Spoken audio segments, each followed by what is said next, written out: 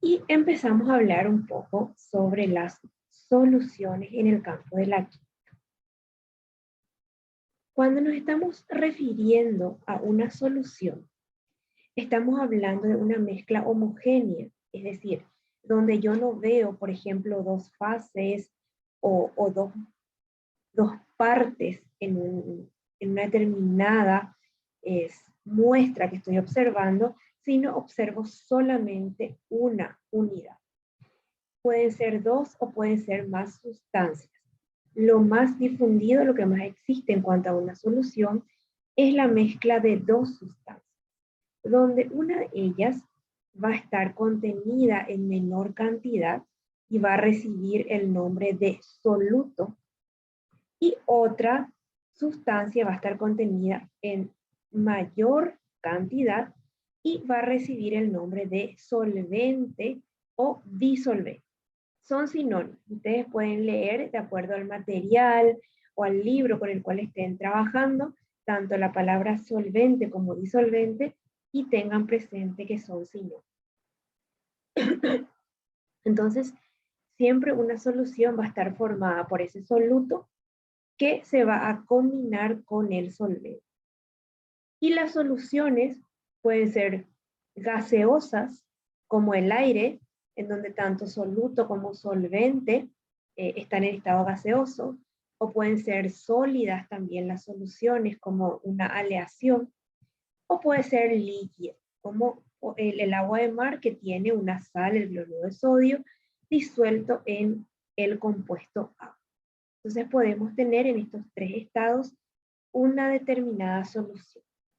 Cuando trabajamos en laboratorio y en el campo de las ingenierías, cuando se trabaja con todo lo que es movimiento de suelo, o también la parte de fabricación de materiales para la parte electromecánica, principalmente vamos a estar trabajando con soluciones en estado líquido. Y son esas las que nosotros vamos a estar estudiando, cómo hacer cálculos de soluciones, cómo hacer cambios de soluciones en el día de hoy. Y para que se pueda dar esta solución, para que se pueda dar esta interacción entre estas dos sustancias que se van a combinar entre sí, tenemos que tener en cuenta tres fuerzas, tres interacciones que están presentes entre estos compuestos para que se llegue a formar una solución. Tiene que haber una atracción débil entre las moléculas del soluto, porque el soluto está formado no solamente por una molécula, sino por varias, y las atracciones entre estas moléculas tienen que ser débiles. También tiene que ser débil la atracción entre las moléculas del solvente entre sí.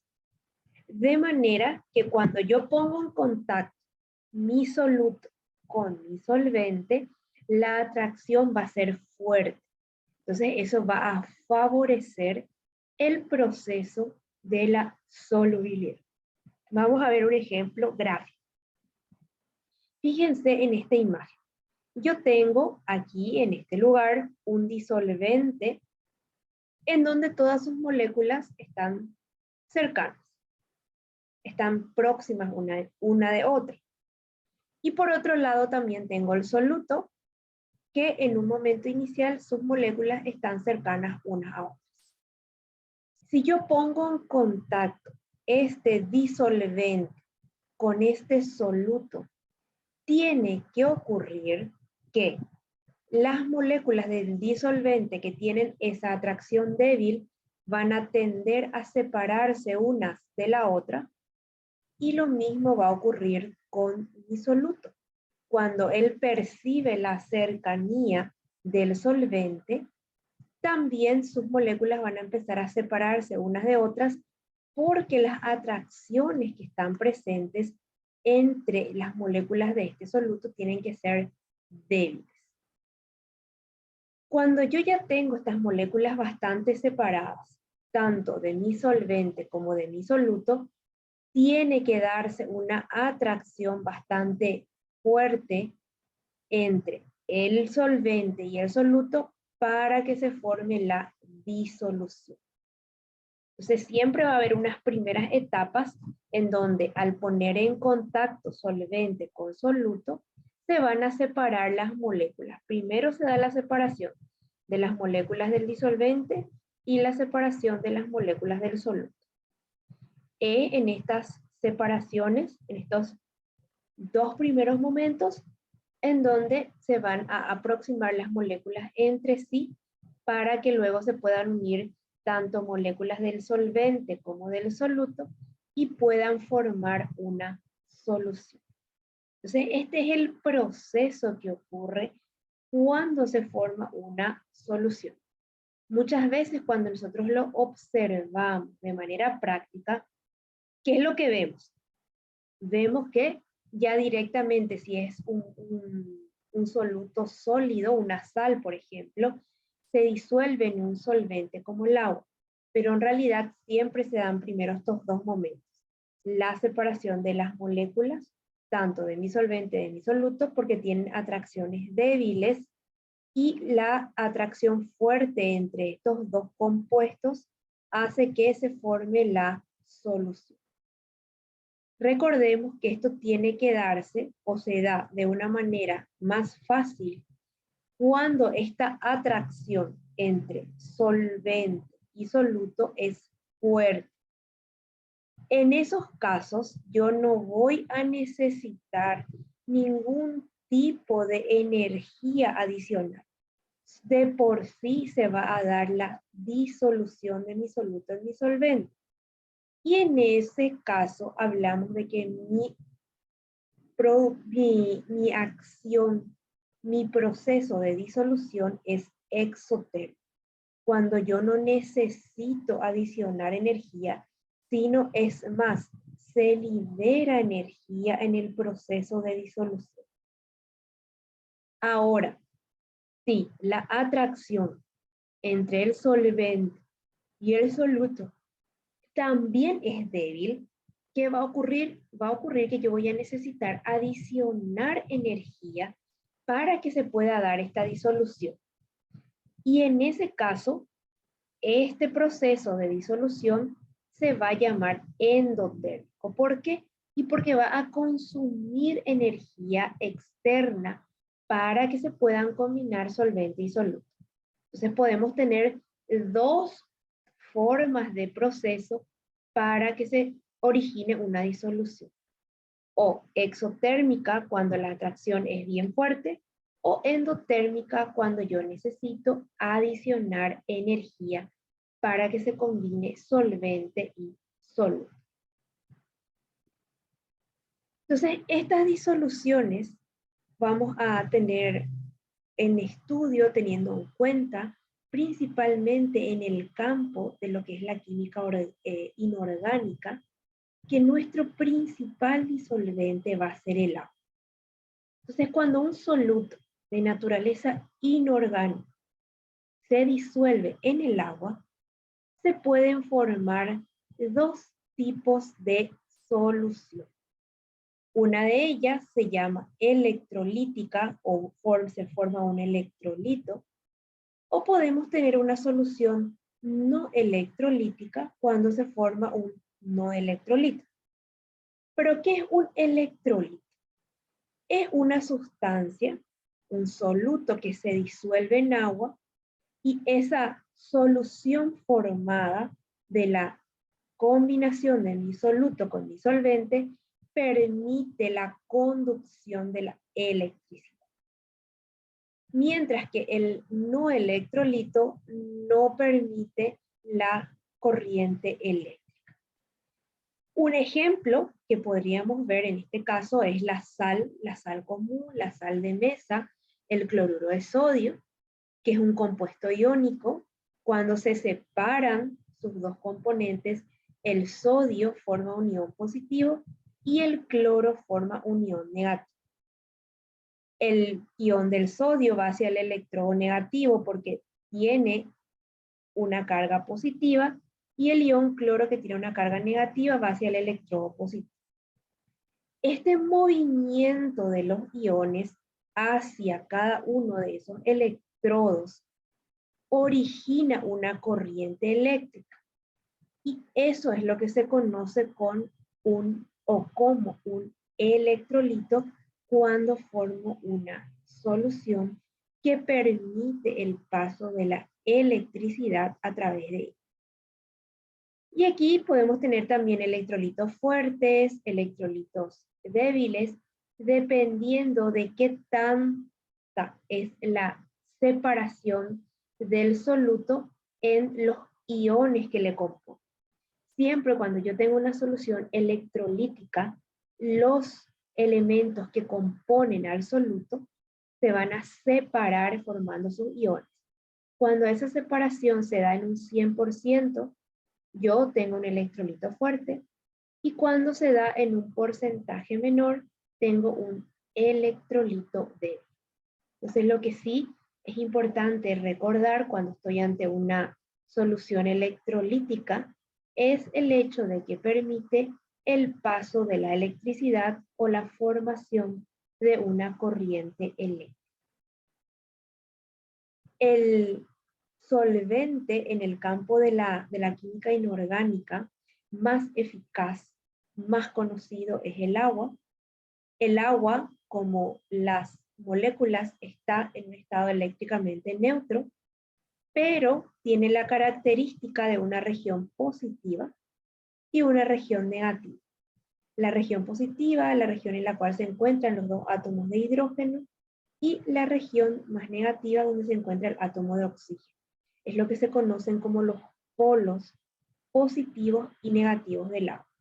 Esta característica que tiene el agua de la formación de polos, por más que sea eléctricamente neutra, hace que el agua sea el compuesto que disuelve el mayor número de solutos, principalmente cuando estamos hablando de compuestos inorgánicos. Entonces, el agua es lo que vamos a conocer con el nombre de solvente universal. ¿Y de qué hablamos o cómo podemos utilizar estos conceptos de la solubilidad? ¿Cómo yo puedo predecir si se va a efectivamente disolver todo un soluto en un solvente o va a formar un precipitado? Es decir, solamente una fracción se va a disolver y otra fracción no se va a disolver. Todos ese tipo de interrogantes que nos hacemos en un determinado momento forman parte de lo que llamamos solubilidad. Y la solubilidad es una propiedad química de los solutos, de los compuestos químicos. ¿Y qué es lo que vamos a conocer como solubilidad? La máxima cantidad de un soluto que yo puedo disolver en un solvente. Y principalmente la solubilidad se mide en función al solvente agua. Ejemplo, si yo quiero dar un valor numérico para esta propiedad de la solubilidad, yo puedo expresar la solubilidad del cloruro de sodio es de 10 miligramos por 100 ml de agua. Eso es lo que me indica la solubilidad. ¿Cuál es la máxima cantidad de mi soluto, en ese caso cloruro de sodio, que yo puedo disolver en una cantidad de solvente? En este caso expresado como 100 ml de agua.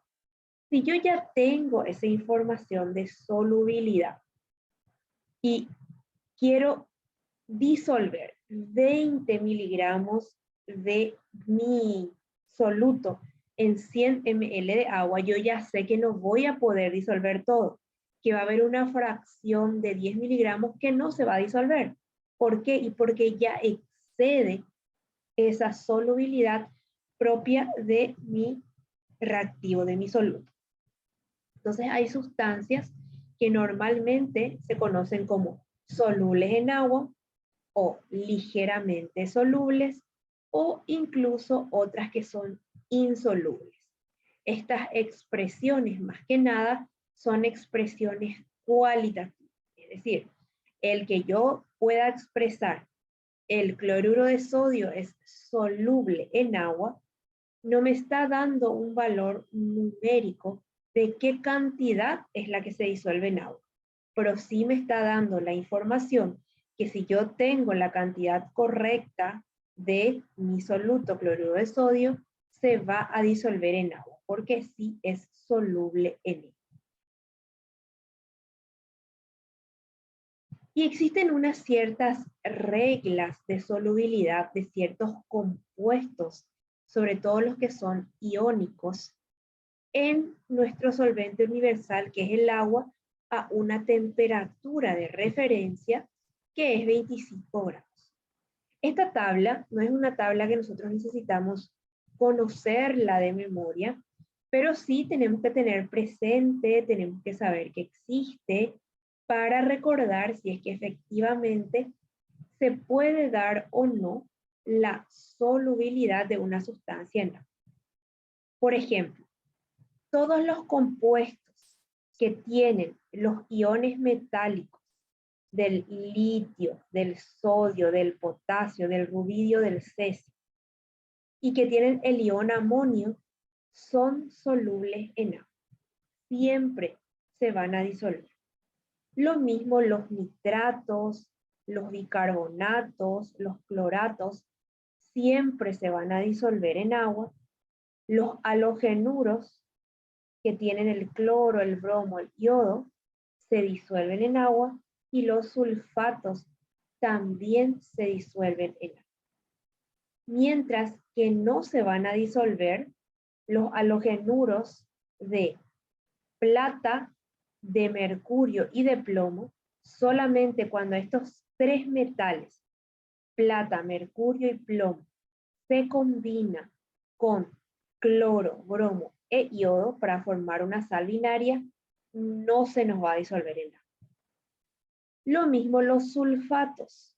Cuando yo tengo sulfatos específicamente de los metales, plata, calcio, estroncio, bario, mercurio y plomo, no se van a disolver en agua, pero son casos muy particulares.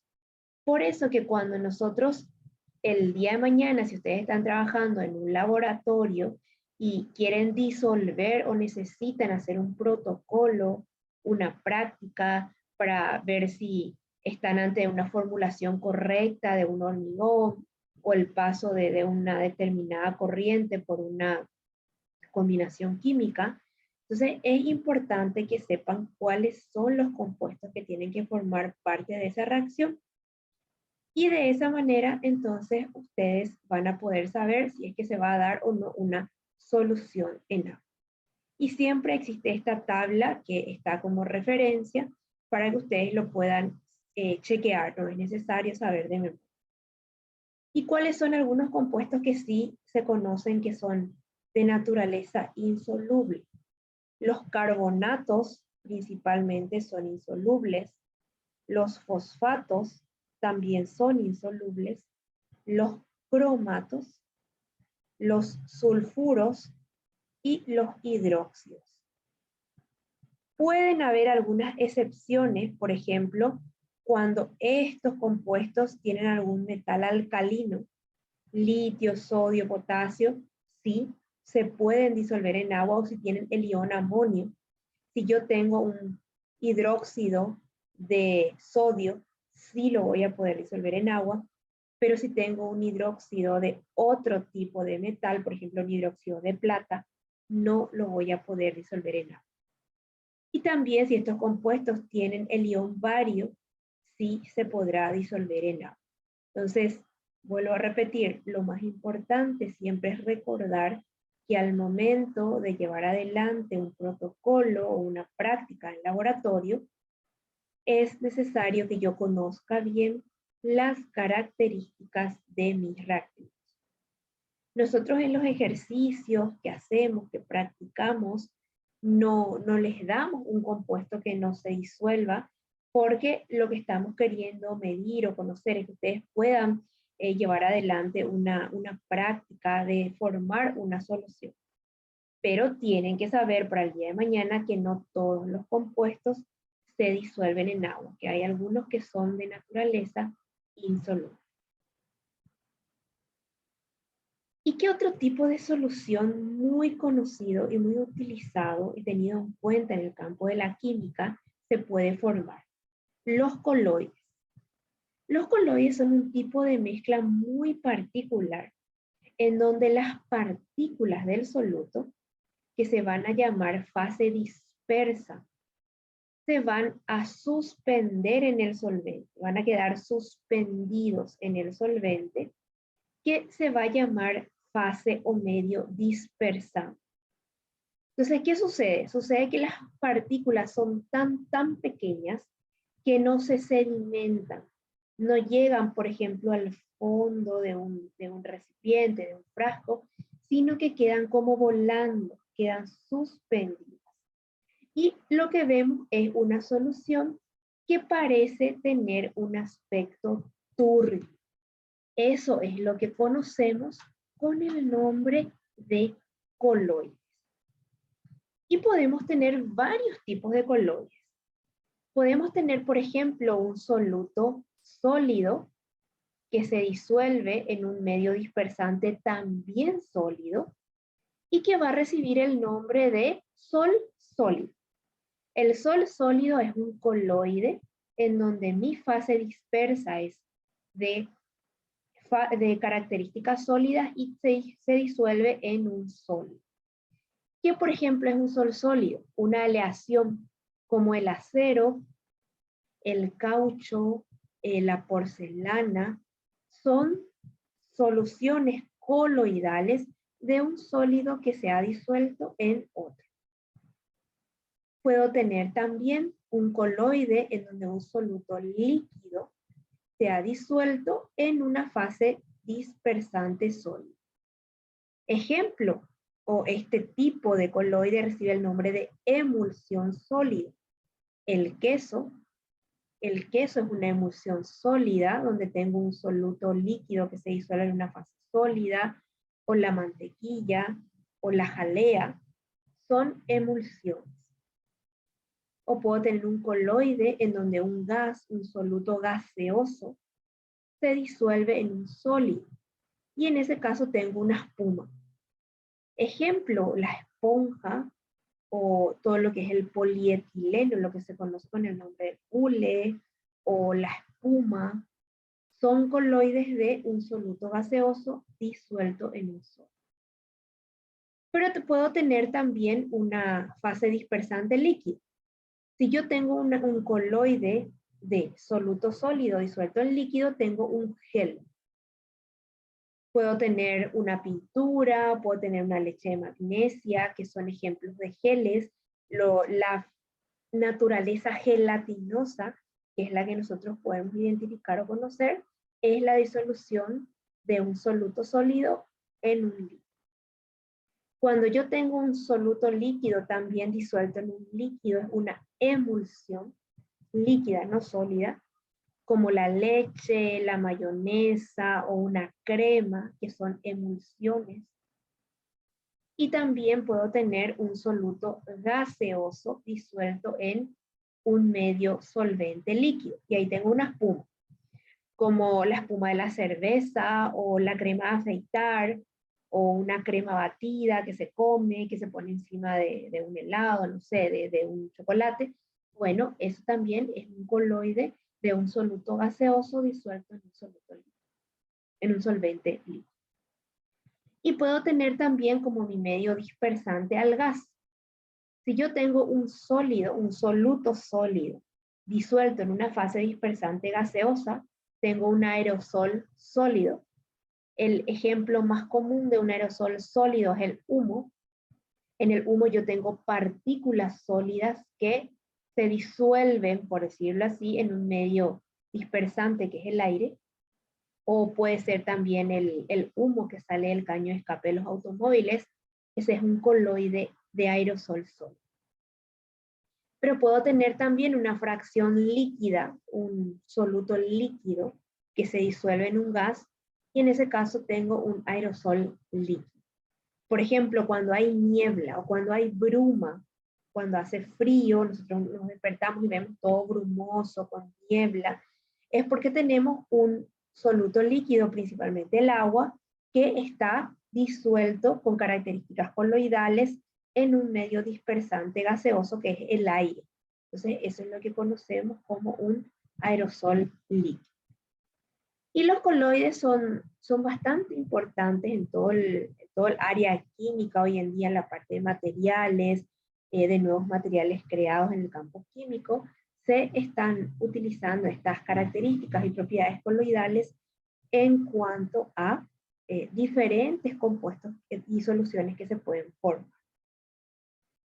Y un efecto que se produce en las partículas coloidales o cuando yo tengo una solución coloidal se conoce como el efecto Tyndall. ¿Qué es el efecto Tyndall? El efecto Tyndall es el paso de la luz, la dispersión de la luz a través de una partícula coloidal. Eso es lo que conocemos como el efecto Tyndall. Y es el clásico ejemplo de que cuando nosotros nos vamos por la noche viajando en un automóvil y yo veo la luz de los faros, o sea, la luz que ilumina el camino del faro del auto, vemos que hay toda una serie de como pequeñas burbujitas que son iluminadas por la luz del faro. O sea, es como que yo veo mi camino con una serie de burbujitas, que es ese aspecto turbio de la presencia de coloides, porque en el ambiente yo tengo probablemente algún soluto disuelto en el aire. Eso es lo que yo conozco como el efecto Tyndall, el paso de la luz, cuando la luz atraviesa un coloide, una partícula coloidal, crea lo que es el efecto Tyndall, eso que vemos visualmente como pequeñas partículas que parecen estar flotando en el aire. En realidad, efectivamente, están flotando, están suspendidas en el aire porque esa es una solución coloidal. Y al pasar la luz lo que hace es visibilizar la presencia de esas partículas. Eso es lo que conocemos como el efecto Tyndall. Bueno, y ahora vamos a empezar un poco nuestro camino a hablar de la concentración de la solución, que es un poco la visión práctica de ir viendo cómo podemos el día de mañana, si tenemos que trabajar en un laboratorio, trabajar con soluciones. Y vamos a conocer 3 formas de medir la concentración de la solución. Vamos a conocer la concentración porcentual, vamos a conocer la concentración molar y la concentración normal. Existen también otras formas de concentraciones. Existe la concentración de partes por millón, existe la molal con L, pero nosotros vamos a estudiar estas 3. Con esto nada más les quiero decir que no es la única, sino son las 3 en las cuales nosotros vamos a estar observando estas diferentes formas de ver concentración de la solución. Cuando estamos hablando de concentración, estamos hablando de cuál es la cantidad numérica de un soluto que se disolvió en un determinado volumen de solución. La concentración porcentual también se conoce con el nombre de concentración física. Y podemos medir, por ejemplo, porcentaje de soluto que se disuelve en peso, es decir, en gramos de solución, o porcentaje de soluto que se disuelve en volumen de solución, es decir, en ml, en unidades de volumen, o podemos tener gramos por litro o miligramos por litro. Aquí vamos a ver un ejemplo. Probablemente esta es una de las formas de concentración más sencillas que tenemos, pero tenemos que ser conscientes que no es la más precisa. Cuando nosotros vamos buscando concentraciones lo más precisas, probablemente estemos hablando ya de concentraciones molares y concentraciones normales. Veamos este ejemplo.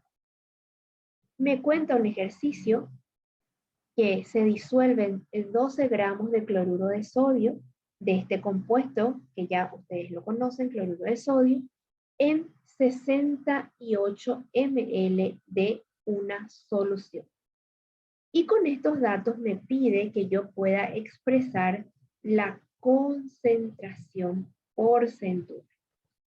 ¿Qué es lo que voy a utilizar? Voy a utilizar el principio de la regla de 3. ¿Cómo? De la siguiente manera. Si yo tengo 12 gramos de soluto en 68 ml, para que yo lo pueda pasar a porcentaje, tengo que hacer una relación con el 100, con el número 100. Entonces, en 100 ml, ¿cuál sería la cantidad de mi soluto cloruro de sodio? Entonces, aplicando esta regla de 3, yo obtengo un valor de 17,65. Ese valor calculado, ¿qué me está indicando? Me está indicando que mi concentración de 12 gramos de cloruro de sodio disueltos en 68 ml de solución corresponden a un 17,65%. Esa es mi concentración porcentual. Que también puedo decir es 17,65 gramos del soluto cloruro de sodio en 100 ml de solución. Son dos formas en las cuales yo puedo presentar o puedo expresar la información de carácter porcentual. Entonces, siempre cuando estamos haciendo el cálculo de manera porcentual en unidades físicas, voy a relacionar la cantidad de mi soluto con justamente el número 100, con el valor porcentual. Y luego puedo tener concentraciones en unidades químicas. Es en estas unidades químicas en donde yo voy a conocer la concentración molar y la concentración normal. La concentración molar, que también recibe el nombre de molaridad, que expresa el número de moles del soluto que se disuelven en un litro de solución. Las concentraciones en unidades químicas se miden en litros de solución, siempre. Tanto molaridad como normalidad. La parte porcentual lo asociamos con el número 100 y la molaridad y la normalidad lo asociamos con litro de solución. Y litros son 1000 ml. Y veamos este ejemplo. La fórmula que vamos a utilizar para calcular molaridad es mi concentración M va a ser igual al número de moles de mi soluto por mis litros de solución. Y veamos este ejemplo. Me pregunta, ¿en qué volumen de solución voy a disolver 60 gramos de hidróxido de sodio de mi compuesto para tener una concentración de 2,5 molar? O sea, yo ya tengo como datos 60 gramos del compuesto hidróxido de sodio, que no sé el volumen aquí es mi interrogante, pero yo quiero llegar a una concentración de 2,5 molar. Entonces, ¿qué es lo primero que tengo que hacer? Tengo que calcular cuál es el peso en gramos de un mol de mi compuesto. ¿Qué es lo que nosotros ya sabemos hacer? Que es calcular el peso molecular de un compuesto, de acuerdo a el peso que está en nuestras tablas periódicas por el número de átomos de cada uno de estos elementos, yo voy a calcular su peso molecular. Entonces, yo tengo un átomo de sodio que pesa 23 gramos, un átomo de oxígeno que pesa 16 y un átomo de hidrógeno que pesa 1 gramo. Sumando a estos pesos de cada uno de los elementos, yo tengo un valor total de 40 gramos. Es decir, 40 gramos es el peso de 1 mol de hidróxido de sodio. Pero el ejercicio me dice que yo tengo 60 gramos, no 40. Como yo ya sé cuánto pesa 1 mol, que es 40 gramos, ahora tengo que ver 60 gramos, cuántos moles son. Entonces esto lo hago directamente por regla de 3. Si 1 mol pesa 40 gramos, 60 gramos son X. Y X son 1,5 moles. Entonces yo ahí ya tengo el dato de el número de moles que está en mi concentración. Y hago lo siguiente. Si yo quiero llegar a una concentración de 2,5 molar en 1 litro, que es lo que me da el ejercicio, 2,5 molar, quiere decir que yo tengo 2,5 moles en 1 litro, para disolver mis 1,5 moles, que es lo que yo efectivamente tengo, porque no llego a 2,5, ¿cuántos litros necesito para llegar a esta concentración? Haciendo una vez más mi regla de 3, yo llego a un resultado igual a 0,6 litros. Es entonces el volumen de solución que yo necesito, 0,6 litros, para disolver 60 gramos de mi compuesto hidróxido de sodio y tener esta concentración 2,5 molar. Entonces siempre es esta fórmula la que me va a ayudar a poder calcular. La puedo reemplazar directamente. Yo puedo colocar aquí 2,5 es igual a 1,5 mi número de moles dividido el volumen.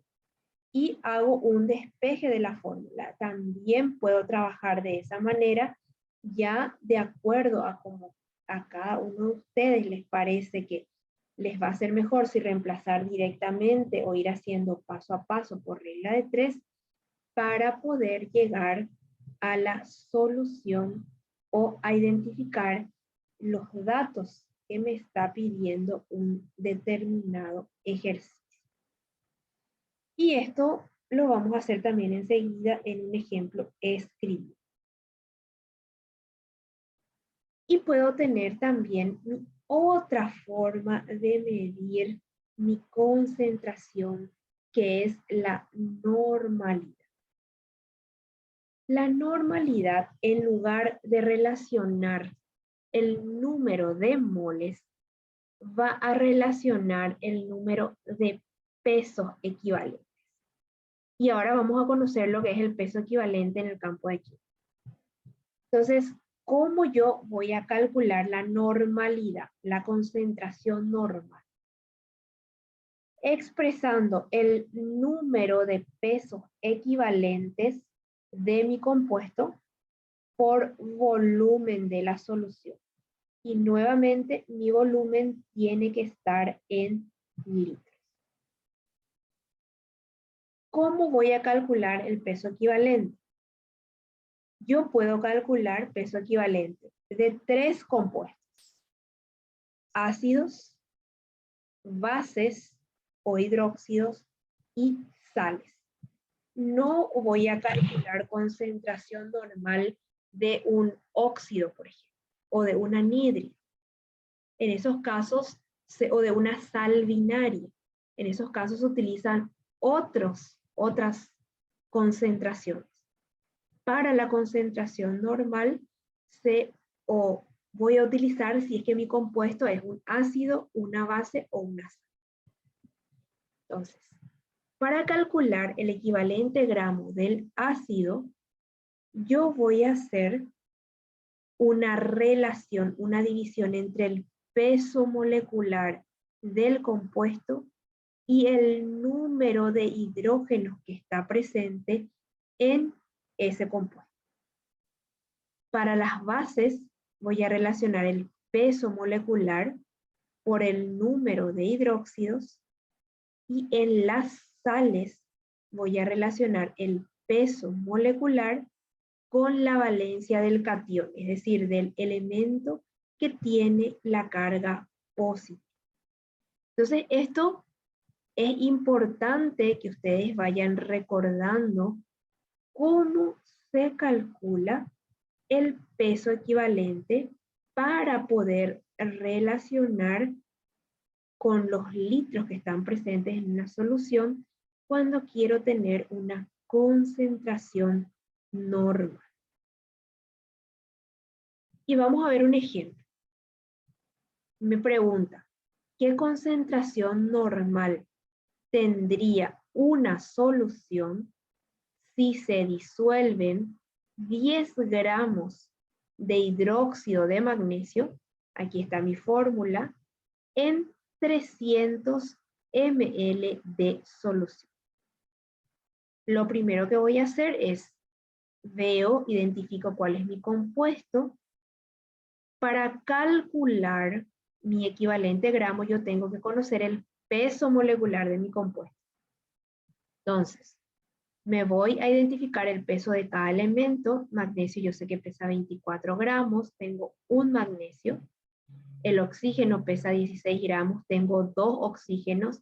Recuerden que cuando yo tengo entre paréntesis, en este caso, el ion hidroxilo, el número 2 que le acompaña, afecta tanto al oxígeno como al hidrógeno. Entonces tengo 2 oxígenos y 2 hidrógenos, lo cual me da un peso molecular de 58 gramos. Pero como estoy ante una concentración normal, lo que voy a relacionar son los equivalentes gramos. Entonces, para que yo calcule cuánto pesa el equivalente gramo de mi compuesto, voy a mirar. Es una base, tengo que dividir el peso molecular por el número de OH que están presentes. Entonces, escribo mi peso molecular 58 dividido el número de iones OH presentes, que es igual a 2.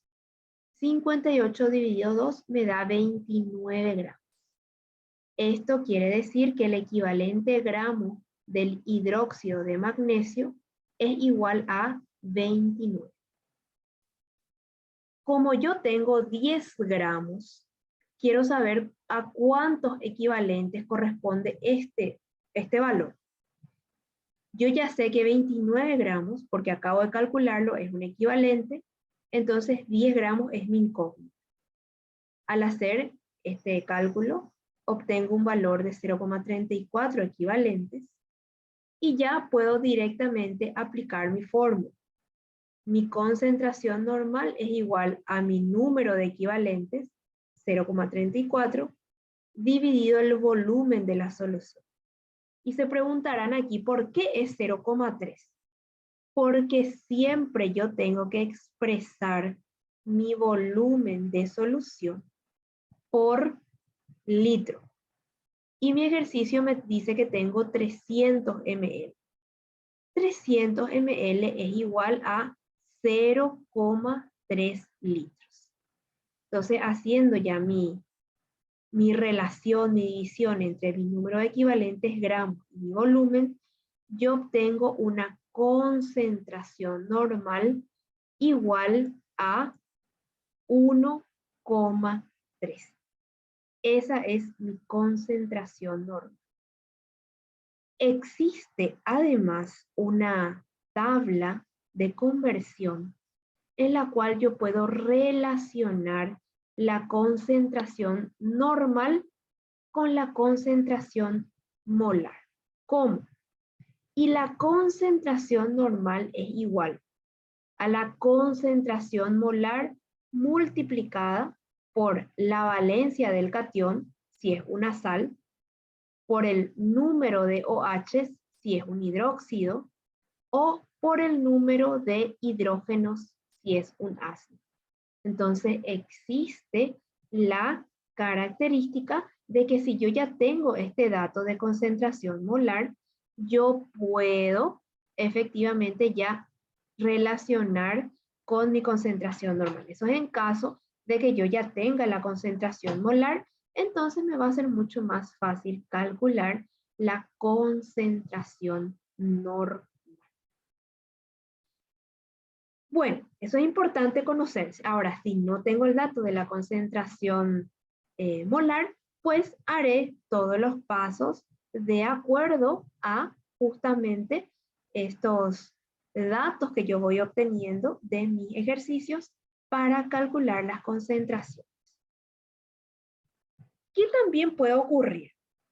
Puede ocurrir que cuando yo llevo adelante o estoy trabajando, estoy manipulando soluciones, yo quiera hacer que una solución sea más débil. Es decir, quiero diluir mi solución, quiero agregar mayor cantidad de solvente, quiero hacer que una solución concentrada sea menos concentrada. Entonces, en ese caso, voy a utilizar esta fórmula que es bastante sencilla para que yo pueda hacer cambio de solución. Yo voy a relacionar la concentración 1 con el volumen 1 que tengo que igualarle a una concentración 2 por un segundo volumen. Es decir, si yo tengo inicialmente una concentración molar igual a 2 en un volumen de 1 litro, si finalmente quiero llegar a una concentración de 2, quiero llegar a una concentración 0,5, con esta fórmula yo puedo directamente calcular cuál es el volumen final que debería tener mi solución para que me quede diluida. Es decir, cuánto debería adicionar nuevamente en mi solvente para que mi solución quede efectivamente diluida. Entonces es una fórmula bastante sencillita que si el día de mañana, vuelvo a repetir, están trabajando en un determinado laboratorio o haciendo algún tipo de muestra, pues les va a ayudar bastante para hacer estos cambios de solución. Y ahora me gustaría ver con ustedes, voy a cambiar mi pantalla para que podamos hacer unos ejercicios en vivo.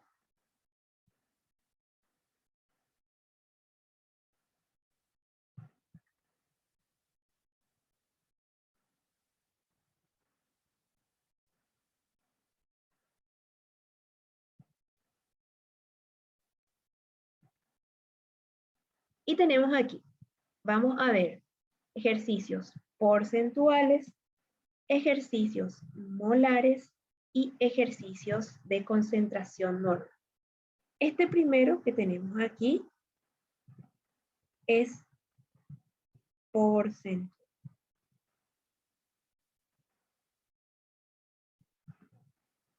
¿Y qué me dice este ejercicio?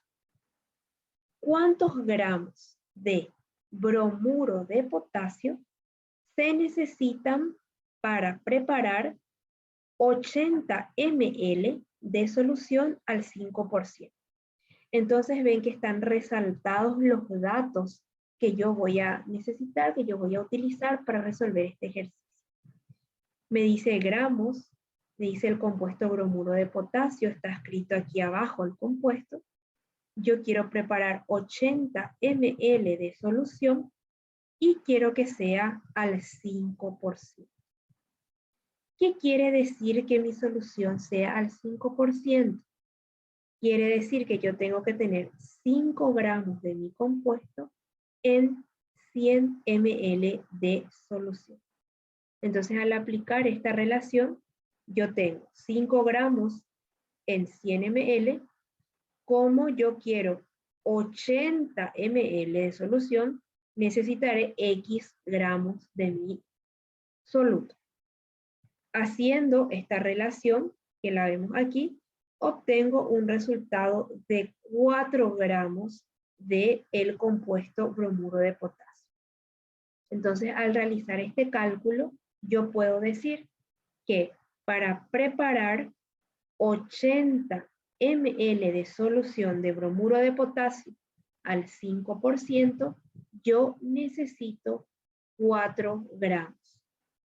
Entonces, como les decía inicialmente, las unidades físicas son los cálculos más sencillos que voy a realizar al momento de concentración de una solución.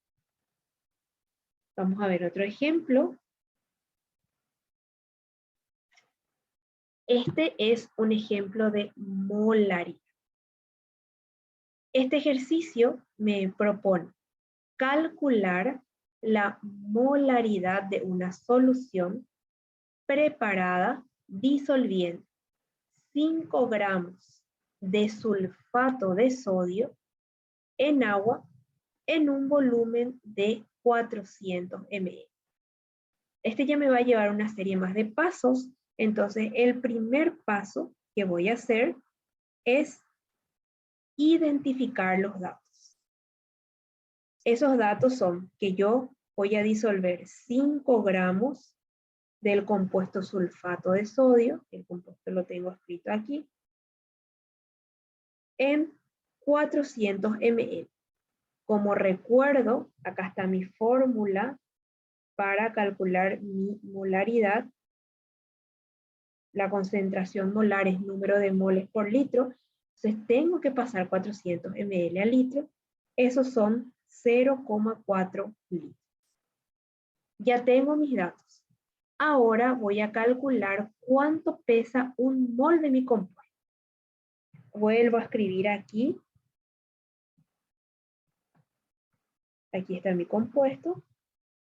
Y calculo efectivamente, como lo vemos aquí, tengo el peso de un átomo de sodio, 23 por 2, porque tengo 2 átomos, me da 46. Un átomo de azufre, 32. Y 4 átomos de oxígeno, 16 por 4. Esto me da 142 gramos, que es lo que pesa un mol de sulfato de sodio. Como lo que yo tengo son 5 gramitos, aplicando mi regla de 3, finalmente yo obtengo como resultado que 5 gramos se corresponden a 0,035 moles de mi reactivo sulfato de sodio. Ahora, en un cuarto paso, yo puedo ya calcular la concentración directamente. Mi concentración va a ser igual al número de moles que acabo de calcular, 0,035, por mi volumen de solución 0,4, el cual me da un valor numérico de 0,0875. Entonces yo puedo expresar que la concentración molar de 5 gramos de sulfato de sodio en 400 ml de agua es igual a 0,0875. Entonces, de esa manera yo puedo estar justamente identificando la concentración molar. Ahora voy a utilizar este mismo ejemplo para mostrarles concentración normal. Entonces, tengo mi compuesto sulfato de sodio. Voy a copiar los datos que ya tengo del ejercicio anterior. El peso molecular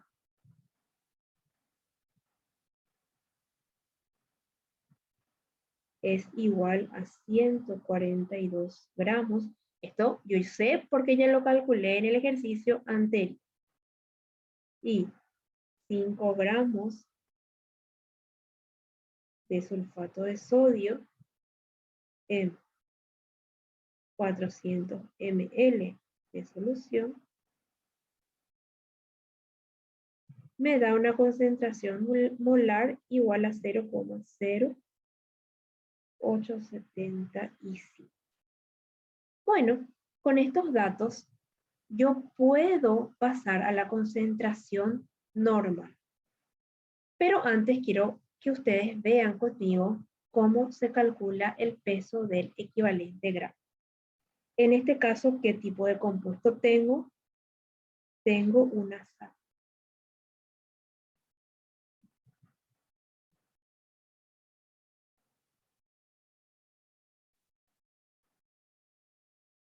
¿Cuál es el catión? ¿Cuál es el elemento que tiene la carga positiva? El elemento que tiene la carga positiva es el sodio. Sodio es el que tiene aquí una carga positiva.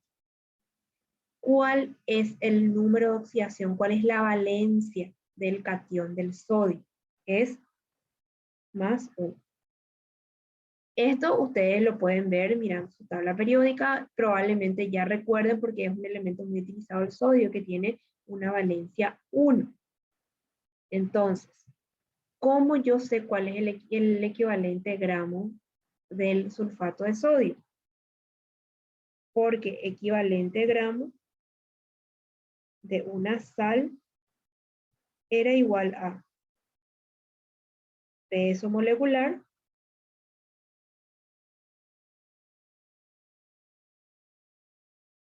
dividido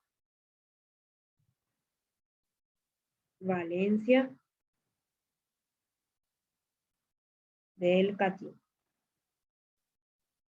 del elemento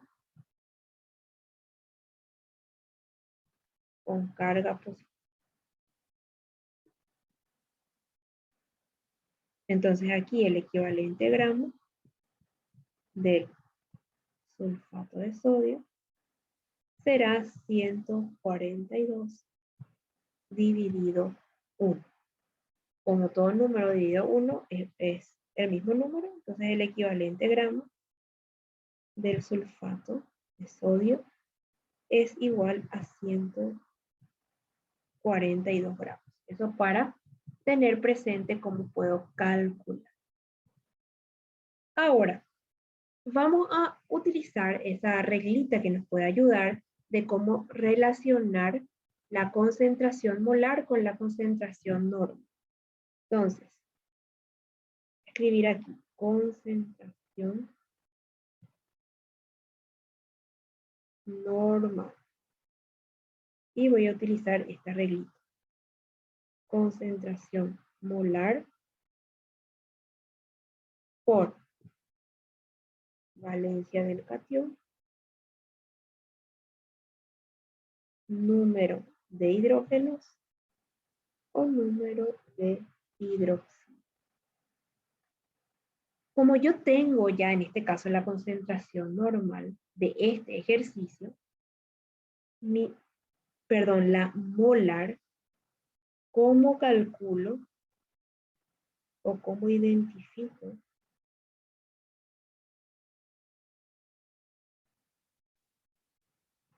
concentración normal a partir de la molar?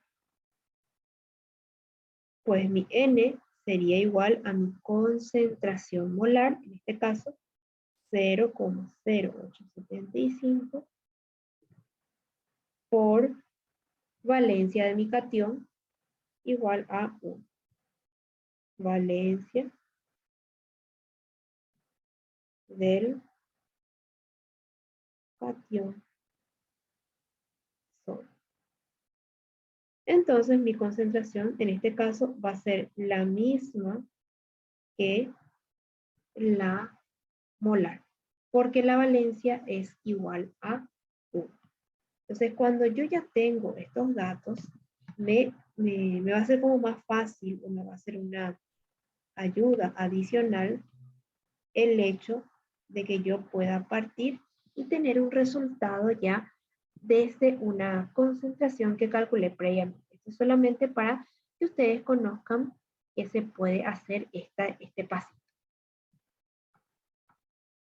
Y veamos ahora un ejemplo de una concentración normal. En este caso, voy a ver qué me dice este ejercicio. Voy a borrar esta partecita para que no les confunda. Un ratito.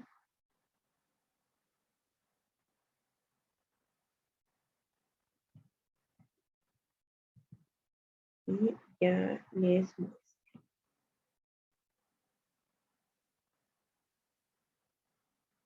Bueno, vamos. ¿Cuántos gramos de hidróxido de calcio se necesitan para preparar 150 ml de una solución 0,25 normal? Muy bien, está aquí escrito para recordar cómo yo calculo mi concentración normal. Normal es igual a, perdón, no cambié. Número equivalente gramo por litro de solución. Ya están señalados cuáles son mis datos. Tengo el compuesto hidróxido de calcio, lo tengo escrito aquí. Tengo 150 ml de una solución, lo cual correspondería a 0,15 litros. Y quiero llegar a una concentración 0,25 normal. Muy bien. Mi segundo paso es calcular el peso molecular del compuesto. Como tengo uno de calcio, 40 por 1, 2 de oxígeno, 16 por 2, 2 de hidrógeno, 1 por 2. Finalmente el peso molecular es igual a 74 gramos. Este es mi peso molecular. Aquí recordamos que el equivalente gramo en este caso es un hidróxido. Por lo tanto, el equivalente gramo será igual al peso dividido el número de OHs, porque es una base. ¿Cuántos OH están presentes en el hidróxido de? Voy a volver a escribir aquí. Hidróxido de calcio. Tengo 2 hidroxilos. Entonces hago 74 dividido 2, lo cual me indica que un equivalente gramo de hidróxido de calcio pesa efectivamente 37 gramos. Y ya con estos datos puedo hacer directamente mi sustitución. Yo quiero llegar a una concentración final de 0,25 y no conozco el número de equivalente gramos, eso es justamente lo que voy a buscar, y mi volumen final quiero que sea 0,15.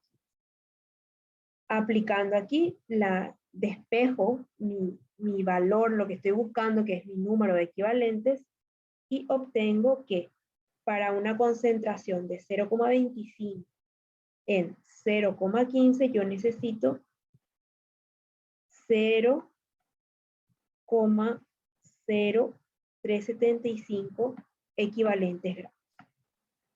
Ahora, como yo ya sé cuánto pesa un equivalente gramo, puedo directamente calcular cuánto estarían pesando 0,0375 equivalentes gramos. Lo hago con los 37 gramos que estuve calculando previamente y finalmente eso me da un valor de 1,3875 gramos de mi compuesto, del hidróxido de calcio. Por lo cual yo puedo decir que voy a escribir aquí, para preparar una solución 0,25 normal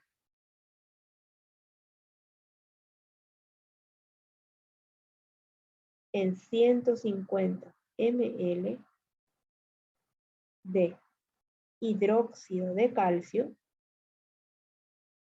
Ahí.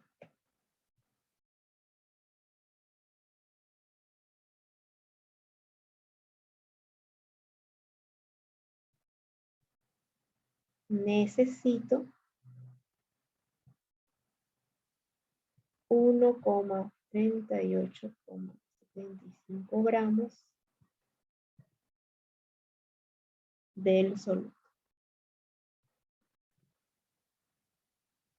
Y así, entonces podemos ir calculando siempre en base a los datos que nos son proveídos por nuestros ejercicios, ya sea los gramos que necesitamos, o el volumen, o la concentración en base a los diferentes, como les digo, los datos que nos pueden ir presentando nuestros diferentes ejercicios.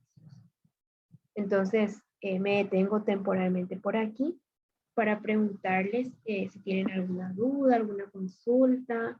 Yo estuve hablando un buen tiempo, entonces ahora escucharle a ustedes, cualquier duda, cualquier consulta que tengan sobre lo que estuvimos hablando.